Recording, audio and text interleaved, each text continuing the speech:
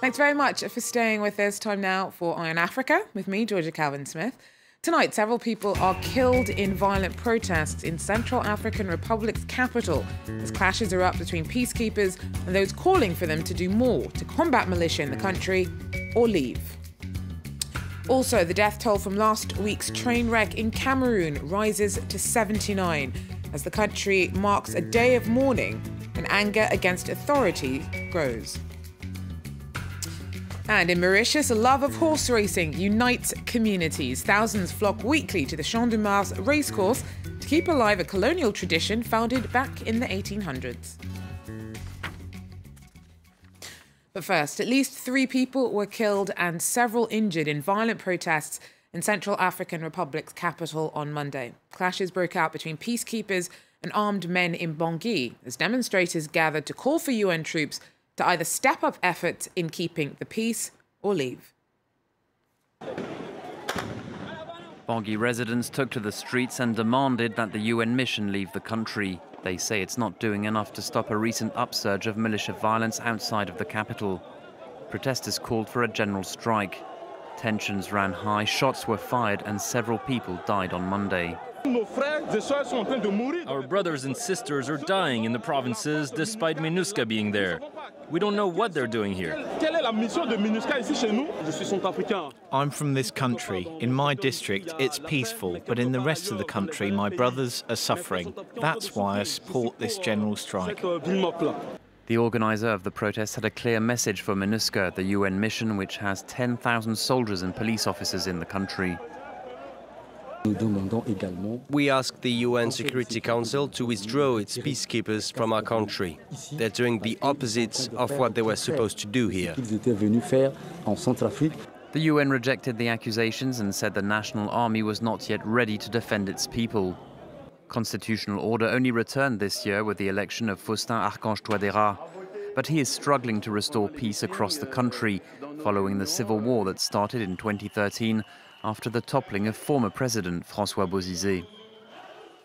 As Cameroon started the week with a day of mourning for those killed in last week's train wreck, the death toll from the wreckage rose to 79 as rescuers recovered more bodies from the site. More than 500 people were injured in the derailment. Our Zigata Chaya tells us more.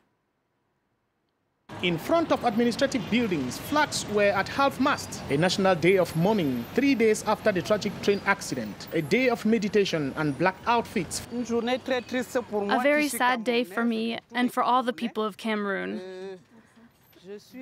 I was more quiet than usual at work. It allowed me to do a lot of thinking.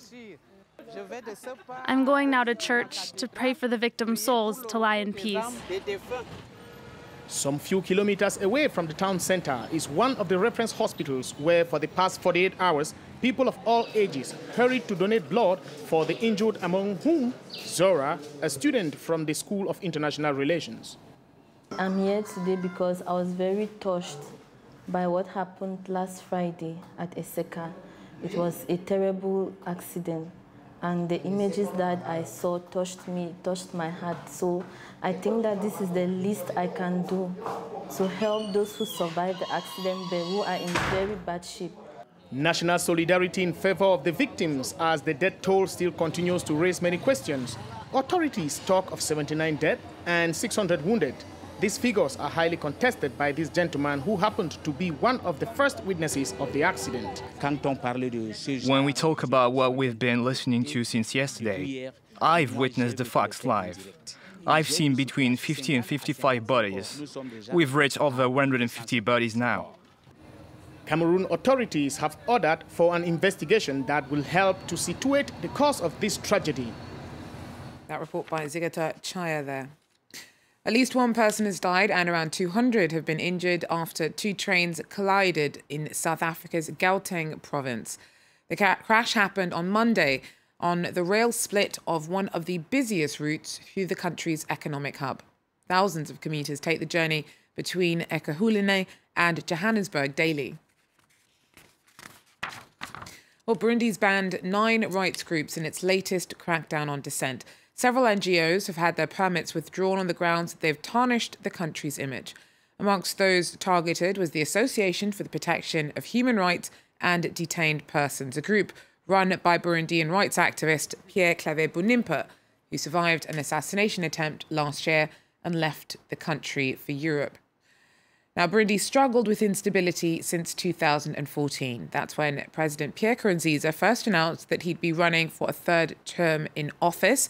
That bid turned out to be successful.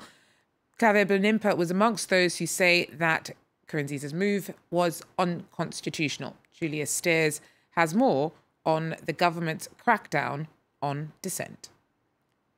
The government has steadily targeted different aspects of civil society for well over a year now, but just several weeks ago, they kicked out 3 UN human rights investigators and categorically and publicly denied a UN human rights report that detailed widespread violations of human rights. They claimed the report was politically motivated. So we've been seeing them go after international human rights groups, and then just this week, they've gone after these Burundian human rights groups. They claim that the groups were working in opposition to the Burundian government and compromising state security.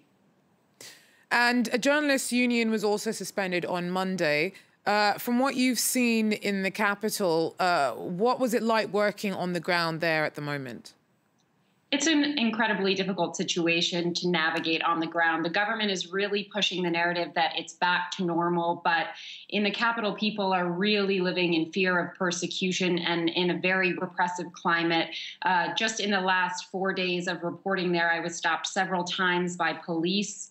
Yesterday, I was detained by the military and the police along with 2 Burundian colleagues. My colleagues were held overnight up until this evening by the Burundian intelligence services on no charges, and they were released today, and their story really had a very happy ending in comparison to many of their Burundian journalist colleagues recently who have faced torture in prison, who have disappeared, who have had to flee the country, and the disappearances and the arrest of journalists on the ground have been ongoing just in recent weeks. So it's an incredibly difficult environment for journalists to operate in. The targeting that we've been hearing about and that I've seen just and experienced just yesterday is really worrisome, particularly in a context where the government is both denying that the press is being targeted while at the same time making it increasingly difficult for human rights groups to operate on the ground there. Julia Steers there for us. Well, finally, we head to Mauritius, where a love of horse racing helps unite communities from across the island nation. Thousands flock every week to the Champ de Mars racecourse, keeping alive a tradition founded back in the 1800s by the British governor. On the island nation of Mauritius, horse racing is religion, and the Champ de Mars racecourse its temple. Since its creation in 1812, the racetrack has been bringing together all of the island's communities. And community cohesion was exactly what its founders had in mind. L'île Maurice a été cédée aux Anglais en 1810. Mauritius was surrendered to the British in 1810, and we think that during the first years quite a lot of effort was made to bring the English and French together on neutral ground to improve the country's mood. Pour que l'ambiance, je pense, dans le pays soit meilleure. 2 centuries on, and Mauritians still haven't tired of it. Every Saturday, thousands flock to the track to watch and place their bets. The betting's just for fun. Winning is good, but losing, that's good too. It's happening now. It's live. I like watching horses run. It's really fun.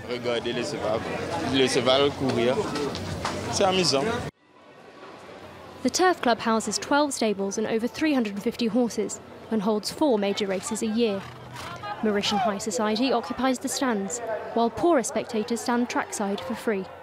It's one of the few places that you can find people from every sector of Mauritian society in one day. It's really a wonderful and unique place.